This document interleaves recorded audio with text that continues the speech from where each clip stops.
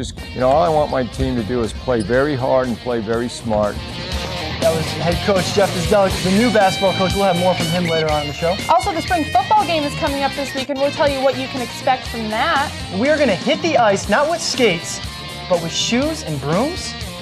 I don't know, Adam. And we've also got some women's lacrosse coming up for you. It's time for CU Sports Mag.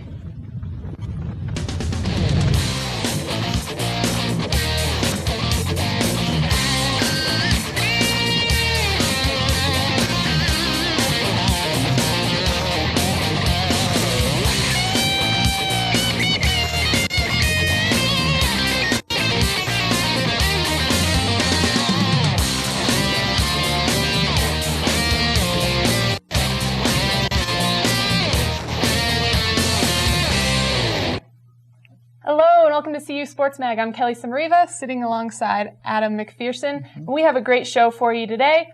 Let's get it started. We've got a great show, and we're going to start with a little Shakespeare. To play or not to play? That is the question, and a question that only the weather can answer. The spring game is scheduled for this Saturday is pending weather conditions, which are expected to drop somewhere between 12 to 18 inches of snow this weekend. But Colorado, being the home of fair weather conditions, is no home to fair weathered fans who will plan on showing up to support the team come snow or shine. The athletic department is expected to update fans on the game's status early Saturday morning at the latest. While the Buffaloes have had trouble getting two full squads from the offensive line onto the practice field, now with the spring game right around the corner, it seems as if the Buffs will be shorthanded once again. Since only the Buffs have 7 offensive linemen available, the scrimmage will be a battle between offense and defense, with the defense scoring points for stops and other key plays. Now, even though the place kicker CU fans chanted for to kick those impossible field goals will no longer play another game as a Buffalo, his legacy will stay at Folsom Field for years to come. At halftime of the spring game, Mason Crosby will become the 25th player to have his name and number placed on the Fred Casati press box. This honor is given to football players who have earned first-team All-American status twice and or have been honored 3 times as first-team All-Conference performers. Congratulations to Mason on his most recent honor. On Tuesday, junior college transfer Thomas Perez was dismissed from the Buffs football team because of poor academic performance. The redshirt junior came to Colorado last fall and scored 17 touchdowns as a sophomore for Compton Community College in California. Perez was expected to compete for the starting running back position with returning senior Hugh Charles and incoming transfer P.T. Gates, but will be forced to sit out for the entire season.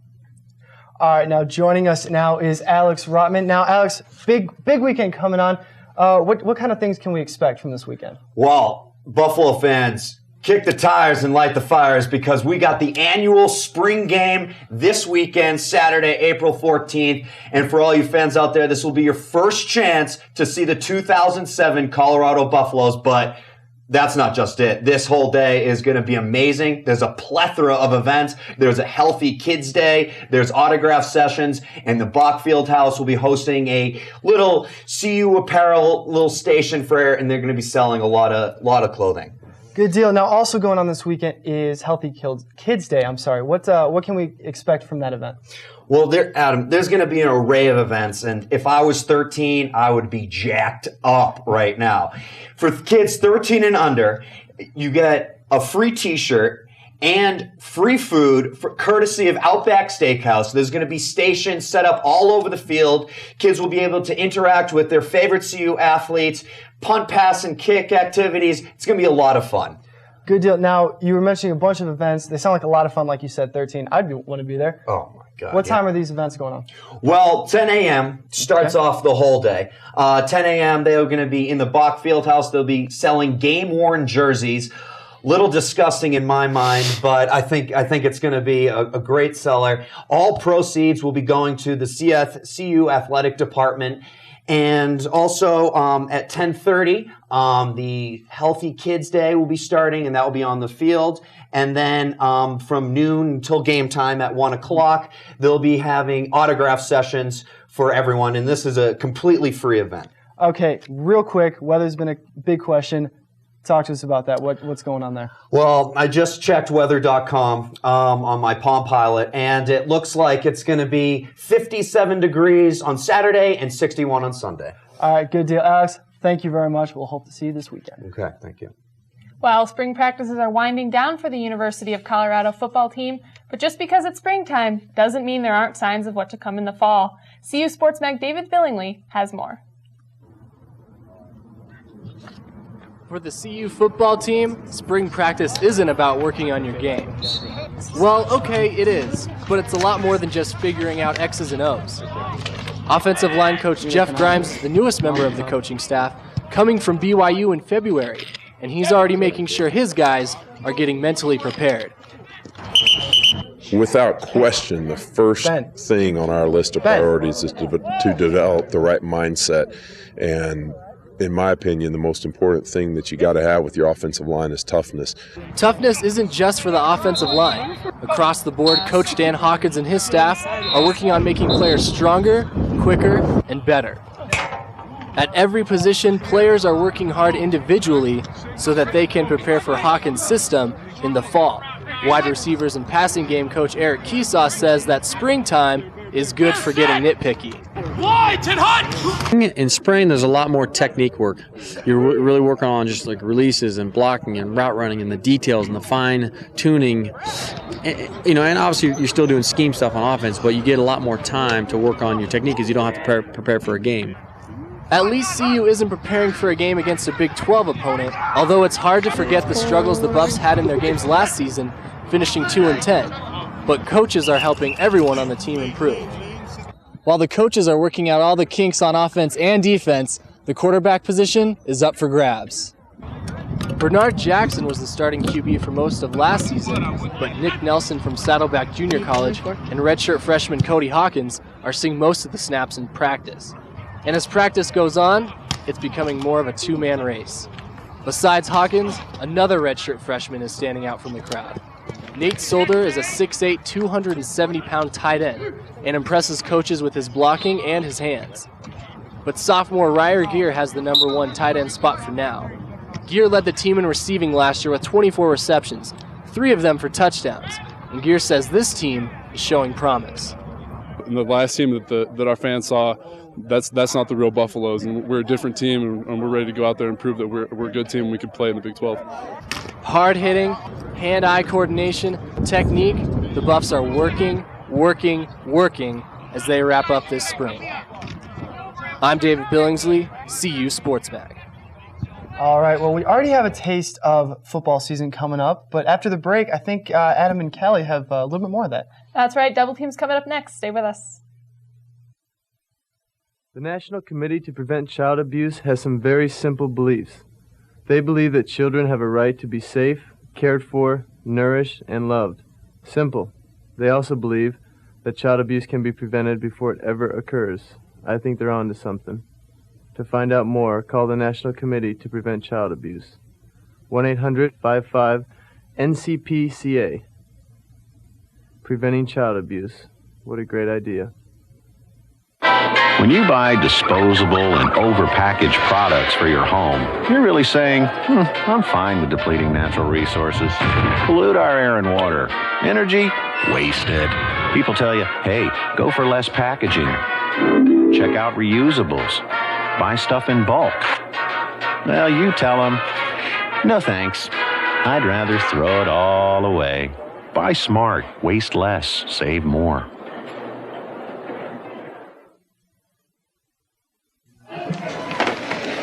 A mi Juan le cuesta mucho hacer la tarea. ¿Cómo puedo ayudar? By coming here, you're already helping. Teachers have a lot to learn from parents. Dice que ya con venir aquí estás ayudando. Que los maestros tienen mucho que aprender de ti. By the way, he's been a little mischievous lately. Dice que me porto requete bien. Juan. Hables inglés o no, debes participar en la educación de tu hijo. Aprende cómo llamando. All right, well, like we said, Adam and Callie have another look at the spring game and football coming up. Yeah, we're going to toss it over to Double Team. Welcome to Double Team. I am Adam Logan, sitting alongside the lovely Callie's and Andrew. Callie, how are we doing today? Great. We're going to be talking about some spring football, Adam. The big games tomorrow. They've been practicing all spring, and it's finally here. What are the most surprising players this season so far? Well, to me, there's really been one player who stuck out. Familiar name, different position, and that's Bernard Jackson. Of course, everybody knows he was the quarterback last year. This year, they've really moved him out and been focusing on the wide receiver position. He's a guy who can make a lot of plays, very athletic. They love getting the balls in his hands. And now with Nick Nelson and Cody Hawkins both really fighting for the quarterback position, they have to find a way to get Bernard the ball. And this has been the best way they've been able to do it so far, and he's looked very good. I agree with you. I think he's playing much better there than quarterback. And with 3 quarterbacks to choose from, I say go ahead and stick him there. I'd have to go with Chappelle Brown. He is the most surprising player to me. They moved him to wide receiver, and he's only 5'7", but he's a big playmaker. I would say he has some Bloom-esque qualities. I don't think anyone could ever replace Bloom, Adam, but I think that he definitely is a playmaker, and he's going to make things happen for the Buffs this season. I do like that comparison. A short guy, real explosive with the ball in his hands. Bloom-esque. Smart girl. So what do you think is the best battle so far? I'm going to have to go with quarterback, like you were saying before. It's between Nick Nelson and Cody Hawkins. Cody Hawkins, a lot of people are saying that he's, a little short for quarterback position, but I would say that he's explosive back there and he can make things happen. He knows his dad's style of play, and I think that's really going to help him. Nick Nelson, on the other hand, he's still learning the style of play, and it's going to take him a little longer. The coaches say his confidence has been a little shooken up, so it'll be interesting to see how things go tomorrow because he needs to get that confidence back. He was recruited very heavily out of the junior college level, so he can be a playmaker too, and I think he's going to do some great things for the Buffs. You mentioned very heavily recruited. I know Oklahoma wanted him along with some SEC schools, so coming to see you, we definitely like it. I think there is another good battle at cornerback. We lost a couple players from last year, so that'll be one to keep an eye out for too. But what do you think are some real key elements to look for in the game tomorrow? Tomorrow, I think it's going to be quarterback. Like I said before, I think that's going to be a big battleground, and the coaches are going to start looking at that more now that Nick Nelson is a little bit more comfortable with the style of play. I definitely agree. It's nice that the weather that they were predicting didn't come, because that would have made the field conditions very sloppy, and it'll be nice to see them really get to play the game that Coach Hawkins wants them to play in. I'm very excited to see how much better they look this year. Last year, the game was totally dominated by the defense. The offense wasn't clicking at all. This year, everybody's been in the system for another year, so I think everything should be a little bit sharper, a little bit cleaner, and I think it will really result well for the fans and give them a better game to watch. Yeah, I think it'll be exciting to watch. We're going to go to commercial. We'll be right back after this break. In Salisbury, Maryland, the hungry are being fed. In Wind Falls, Indiana, a man who learned to read at 47 is making sure others learn earlier. Every day, someone in America is doing something to light up another life. But there is so much more to do. The light to do it is within us all. We only need to share it. Call the Points of Light Foundation. Do something good. Feel something real. Hi, and welcome back to Double Team. Now we're going to look at a big national story that was taking place this week. Don Imus made some comments about the Rutgers women's basketball team, and he got in some hot water for that, fired from his job from CBS. What do you think about this? Well, everybody has obviously by now heard of what Don Imus said. And really the thing that got him in the hot water was just the racial undertones of what he said. And to me, what he said, he said that he's a good guy. He just made a bad mistake, said some of the wrong comments, and I definitely agree with that. He's very good at what he does, but clearly he said the wrong thing at the wrong level. And to say it about a team who had just lost in the national championship game is a little bit, it's probably not the best thing for him to do, and he got punished for it. But this really reminds me a lot of the Gary Barnett situation a couple years ago, saying something that kind of got taken out of the context that Imus planned it to be, and he really got in some hot water for it. Exactly. Just for those of you that might not know, Gary Barnett made some comments about Katie Nida, who was the first female NCAA kicker, and he said that she was a terrible player and whatnot. And he got, a lot of media attention for that. So it's interesting, Imus has built his career on saying kind of racy things like this. And it'll be interesting to see what happens. He says the things that he talks about in his show, usually they try to have a comedic tone to it. This obviously not very many people thought were funny, and I agree with that. It was not. And it'll be interesting to see when he finds a new job. Yes. Well, that is all the time we have for Adam Logan. I'm Callie Zanandri. We'll send it back to the desk. All right, well, thank you, Callie and Adam. It is interesting to see what's going to happen with that quarterback spot. We thought B-Jack would be there, but it sounds like Hawkins has other plans. Yeah, it's going to be a tough battle. I'm excited to see that. But coming up next, after the break, our own Phil Milani caught up with the new basketball coach. And, of course, we'll also have the trivia questions. You won't want to miss it. We'll be right back.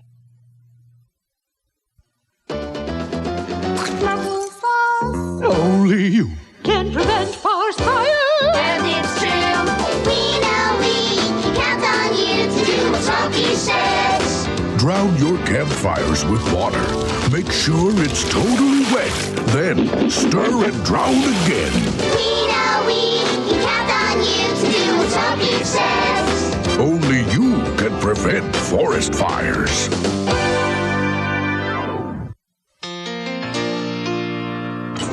20 kids. For 1 hour a week, you leave your concrete world of flip phones and faxes and talk to 20 kids about how business works. They will question everything, but those 20 kids will talk to 20 more. So by Saturday, what you said on Thursday could be halfway around their world. You get to make a difference. Could just make the rest of your week pretty dull. That's the new JA, teaching kids how business works. Well, Coach is creating a lot of hype on campus, and our Sports Mag's own Phil Milani caught up with him to see what his plans are for the team. Coach, what was the most attractive part about coming to CU out of any other schools, or what's the most attractive thing that made you want to come to CU? Oh, there's a lot of reasons. Number one, great school, great academic school, great location, what a beautiful setting, dynamic leadership, a leadership that's committed to improving the facility and the opportunity now to recruit to a new level, especially we need to here in the Big 12. The fact that people are generally excited around the state about the potential of CU. I mean, everywhere I went, whether it be at the high school event with my kids or just in the grocery store, I'd run into CU people, and they're all excited. That's a good feeling. And then you mentioned the facilities. You said, how big of a determining factor were the facilities for you coming here? Well, the fact that they have a desire to upgrade the facility, and there's a commitment. For example, we're going to move into new basketball offices before the season starts. We're going to renovate the locker room. They put in my contract that I can walk if the practice facility ground isn't broken into within a few short years. This is a beautiful arena itself right now, so that's very, very important as we move on into the Big 12. What kind of things are you looking for out of in a new facility? The fact that you have an up-to-date basketball weight room, you have a couple practice courts, so that when this facility is being used, our team and the women's team has some alternative place to go, and that's what all the other Big 12 teams have. And then, so far, this is your first week here. What have been your first impressions of the team? They're hardworking, they want direction, and they're willing learners. And then you got a lot of big-time returning players like Roby and stuff. What do you think the potential of this team is for next year? We just take it one day at a time and try and get better every day. And that's to me the most important thing, is just get better every day. The winning and the losing will take care of itself. We have a long ways to go, but all I want my team to do is play very hard and play very smart, play with a desperate energy and be fearless. And then in your coaching history, you've been able to turn around a lot of programs, like with the Nuggets or your earlier careers like at the University of Maryland, Baltimore. What do you think it is about you that makes teams turn around or play so much better? Oh, I don't know. I just I hope it turns out to be true here. We do have a ways to go. We're playing in the Big 12. It's not intramurals. Like I said, I want my teams to play hard and smart. And usually if you play hard and smart and you have a little bit of skill, then you put yourself in a position to have a chance to win. Well, you mentioned playing hard and smart. What do you think it is about your coaching ability that made CU want you as your number one choice? Oh, I don't know. We'll see if they made the right decision. I'm flattered that they would offer me this opportunity. And then do you think there's anything about your coaching style that you demand, like excellence or anything like that makes your team just play harder? Well, one thing I learned from Pat Riley, and that is every time you step on this court, it's a game for men only. And in terms of you have to play really hard with desperate energy, and everything we do in practice is competitive by nature. So if we're shooting, we shoot, there's a consequence. If we're working on defensive schemes, we play defensive games where there's a point for you defensively. If you can stop your opponent from scoring without fouling and no second shots. So it just breeds a competitive spirit. Mm-hmm. And then, the potential of this team you were talking about, just playing, hard every day. What do you think it would take for this team to be really competitive in the Big 12? Well, we're going to have to play at a very high level. Playing hard is just enough. You got to play smart. You have to be able to make shots, get stops, get rebounds, not turn the ball over, and play smart and hard and efficiently. And if you guys do all of those things, do you think there's a chance that you guys can make the tournament? Oh, I don't know. I just, again, I don't think about those kinds of things. I just want our team to get better every day. We have a ways to go. People need to realize that. They won 7 games last year, and all I can tell you is we just take it one day at a time and try and improve every day. And then out of the players that we have so far, last question here, who do you think stands out in your mind, and what is it about them that makes them stand out? Well, we have several candidates. I've been very impressed with many of them in terms of their work ethic. I think the whole group has done a great job with their energy. Well, I know the whole campus is looking forward to Bizdelic on the basketball court. The CU women's tennis team slammed their way to victory last Friday against the Denver Pioneers. Following an 0-1 loss after the doubles matches, the team was able to come back with strong singles play to win the match 4-3. Junior Glacy Torres and freshman Melissa Esposito both took their matches in straight sets, with sophomores Monica Maluski and Francisca Gendrian winning their sets as well. This is CU's 12th win, their record since winning 14 in the 2002-2003 season. The team will shoot for their 13th win on Saturday against Kansas State. This past Wednesday, the women's club lacrosse team took on Colorado College Tigers in a closely contested battle at Franklin Field. The Buffs came out strong in the first half, outscoring the Division III Tigers 6-4. After falling behind 9-7 in the second half, the Buffs fought back to tie the game at 9 but came up short, losing to the Tigers by a final score of 10-9. Next up for the Buffs is a home game against Lindenwood Lions, Friday at 8 p.m. on Franklin Field, pending the weather. Now, the Colorado Track and Field Invitational, which was scheduled for Saturday, April 7th, was canceled due to a weather storm that covered the Front Range in ice. But don't worry, the Buffs will be back in action on April 13th through the 15th for the Sun Angel Invite. With the spring football game coming up this weekend, Ralphie is getting ready to run, which brings us to our trivia question. When was the first time Ralphie ever ran before a CU football game? That is a good question. I wonder when it... Very tricky. Well, coming up after the break, not only do we have the answer, but we have high school sports and many other things. So be sure to stay tuned. We'll be right back. You don't have to like me. Or you can. You don't have to run with me. You really don't have to run away from me. And we're not all that different. I like good food. Good music. I want a good job. I want my kids to live in a world where they are safe and loved and respected for who they are. You don't have to like me, but if you talk to me, you might. We can end prejudice if we talk to each other. Call. Tell us what you'd do. Together we can build one America. A 38-year-old single mother working 2 jobs so she can raise her kids in a decent neighborhood. A 26-year-old drug dealer, a new neighbor looking for new customers. At stake, her children.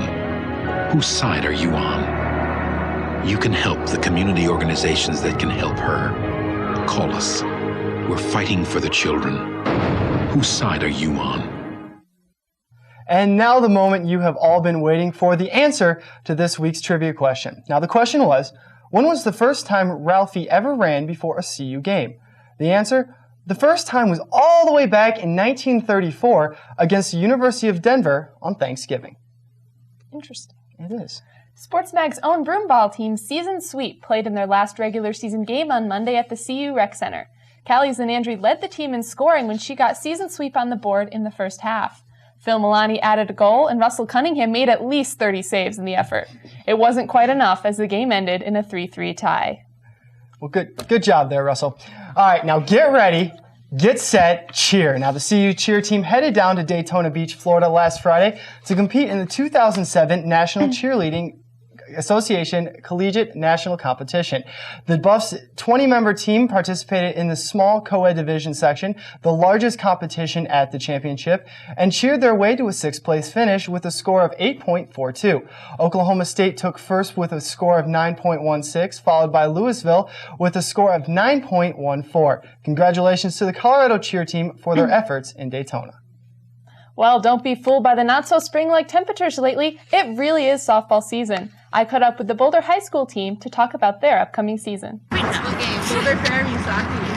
Boulder High School softball team has welcomed a new member to their squad this year. Head coach Jack Taylor is new to Boulder, but not to coaching. New organization is trying to make sure that that everyone gets better, everyone gets good play time, and start a successful group. Something that can last for a while. Their season starts next week, and outfielder Emily Brash is looking forward to the game. I think we're going to be really good because we got a new coach this year, and so we're learning a lot of new things that we did last year. With returning players from last season, Coach Taylor believes his team can win the league championships.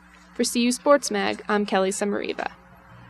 All right, now committing 7 errors and still winning is tough enough, and when you're playing the #1 team in the state, well, it's pretty much impossible. In the first 2 innings, the Boulder High School Panthers had 4 errors, fell behind 9 runs, and the deficit proved to be too much to overcome. Now, Jared Schlussenberg took the win on the mound for the Grandview and also went 4 for 4 at the plate, scoring 2 runs and batting in 5. Boulder's Taylor Porritt sparked Boulder's offense in the 3rd inning, sending a 2-run homer to right center field, but it wasn't enough. Grandview dominated Boulder High, winning 16-7 and keeping their #1 ranking. The University of Colorado was not the only ones in search of a men's basketball coach at the end of the season. Now added to the list of schools looking for a new coach is Boulder High School Tom Coomer, announced his resignation after 4 seasons with the Panthers. Coomer, who hangs up his whistle after 31 years, went just 33-57 in his 4 years at Boulder High, and only recorded 11 wins in his first 2 years. After making his decision to resign, Coomer said, quote, "It certainly wasn't easy to do, but despite the efforts that I put into the program, the dynamics weren't where I wanted them to be. I just felt with the senior group coming back, it was a good chance for the new coach to start on a position on a positive note and go from there," end quote. While the search for a new coach continues, Coomer will remain at Boulder High as a health teacher. Now, keeping in the theme of Boulder sports, Sports Mag's own Megan Rose dropped in on a local YMCA Pee Wee soccer practice to learn more important lessons on playing hard and having fun. The YMCA soccer program is a chance for kids of all ages to get out on the field and learn the game. The hour practice teaches kids the basics, lets them scrimmage, and gives them time to have fun with friends. The Y prides itself on building strong kids and, in turn, strong communities. Coach Paul Love expresses why he volunteers for the program. The most beneficial is #1 for them to have fun. #2, to learn some skills and some drills, and mainly just to really enjoy the game and have fun and to be able to play with others. With practices 1 or 2 times a week and games on Saturday, this program really gives children time to grow a love for the game. No matter how many times they fall down or miss shots, the main goal is, after all, just to have fun. Having fun. As you can see, there are no losers in the YMCA soccer program. Most games don't keep score, so each kid gets a chance to play the game. For CU Sports Mag, I'm Megan Rose. All right, well, and now it's time to take a look at what is going on this weekend. Now, track and field is out of town this weekend, but yeah. But on Friday, the Buffs hit the track at the Mount SAC Relays in Walnut, California. Now then on Saturday, the Buffs are in Tempe, Arizona for the Sun Angel Invitationals. That is correct. And women's golf is headed to the Big 12 tournament championships in Waco, Texas on Monday. Now, volleyball is at home this weekend for a series of matches against Denver and Northern Colorado. It sounds like it's going to be a pretty interesting weekend. And not only that, but we've got that big spring game on Saturday. You going to be there? Yeah, maybe. Bring your winter coat. Might be a little chilly. It will be chilly. That is all the time we have. Thanks for tuning in this week. We'll see you next week on CU Sports Mag.